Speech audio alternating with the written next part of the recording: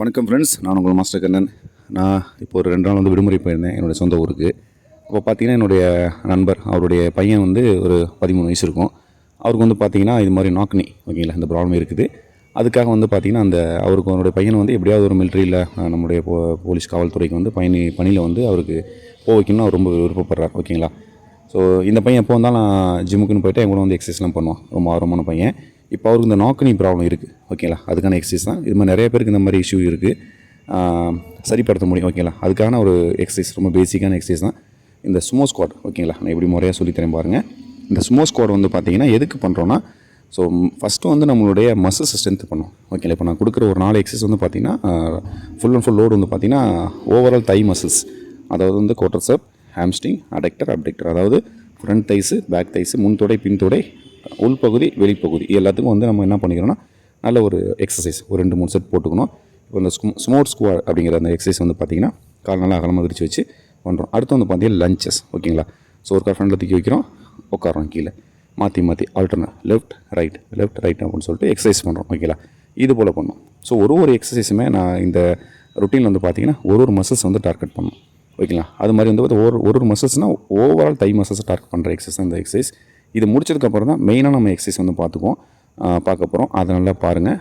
இதுபோல் உங்கள் வீட்டில் உள்ள பசங்களுக்கு ரொம்ப எளிமையான முறையில் இந்த மாதிரி இருக்குது. அது பெண்ணாக இருந்தாலும் சரி, ஆணாக இருந்தாலும் சரி, கண்டிப்பாக உங்களுக்கு வந்து ஒரு 20 வயசுக்குள்ளே இருக்குது அப்படின்னா கண்டிப்பாக நீங்கள் முயற்சி பண்ணி பார்க்கலாம். எனக்கும் இந்த ப்ராப்ளம் இருந்துச்சு ஓகேங்களா. எனக்கும் வந்து நாக்னி ப்ராப்ளம் வந்து சின்ன வயசில் இருந்தது. நான் வந்து ப்ராக்டிக்கலாக இந்த மாதிரி எக்ஸசைஸ் பண்ணி தான் நான் வந்து சரிப்படுத்தினேன் ஓகேங்களா.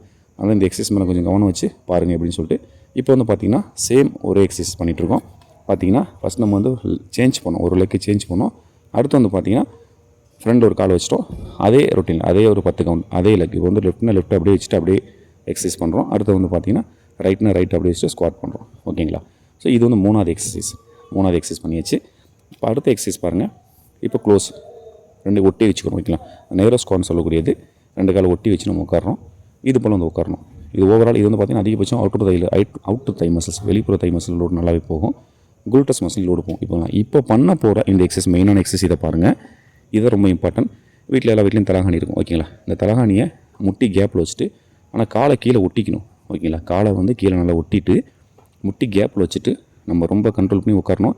இந்த பையனுக்கு நான் ஆக்சுவலி வந்து 1 மாதம் 2 மாதம் டைம் கொடுத்துருக்கேன். ஆனால் இப்போ இந்த ஒரு எக்ஸசைஸ் முடிஞ்சதுமே ரிசல்ட் வந்து நல்லாவே தெரிஞ்சுது ஓகேங்களா. நல்லாவே தெரிஞ்சுது. கண்டிப்பாக நான் இதை சேலஞ்ச் பண்ணி சொல்கிறேன். நெக்ஸ்ட்டு விடுமுறை நான் பொங்கல் டைமில் போகும்போது இந்த பையனோட ரிசல்ட் வேறு மாதிரி இருக்கும். ரெகுலராக பண்ணானா அவங்க அப்பா வந்து இந்த வீடியோ அனுப்ப சொல்லிக்கிறார். அவருக்கு நான் அனுப்பிவிடுவேன். கண்டிப்பாக ரொம்ப இன்ட்ரெஸ்டான பேசணும் அவர் கண்டிப்பாக பண்ண வச்சு ரிசல்ட் இருக்கும் ஓகேங்களா. நான் அதையும் உங்களுக்கு வீடியோ போடுறேன். இது போல் என்ன பண்ணும், காலை வந்து பாருங்கள் நல்லா கேப்பில் வச்சு எக்ஸசைஸ் பண்ணும். இப்போ தான் நம்ம வந்து இந்த நாக்னிக்கான மெயின் எக்ஸசைஸ் நம்ம பண்ணுறோம். இதுக்கு முன்னாடி பண்ணலாம் மசில் ஸ்ட்ரென்த்னிங் தான் பண்ணோம் ஓகேங்களா. இப்போ தான் நாக்னி எக்ஸசைஸ். இப்போ பாருங்கள், இது மெயின் ஃபஸ்ட் எக்ஸசைஸ். நம்ம அது வந்து தலகாணி வச்சு பண்ணுறோம். இது செகண்ட் வந்து என்ன பண்ணுறோம், இது போல் பட்டர்ஃப்ளை எக்ஸசைஸ் உட்காந்துட்டு இது போல் என்ன பண்ணுறோம், நம்ம வந்து ப்ரெஸ் பண்ணி பண்ணலாம். இதுதான் ரொம்ப இம்பார்ட்டன்ட் எக்ஸசைஸ்.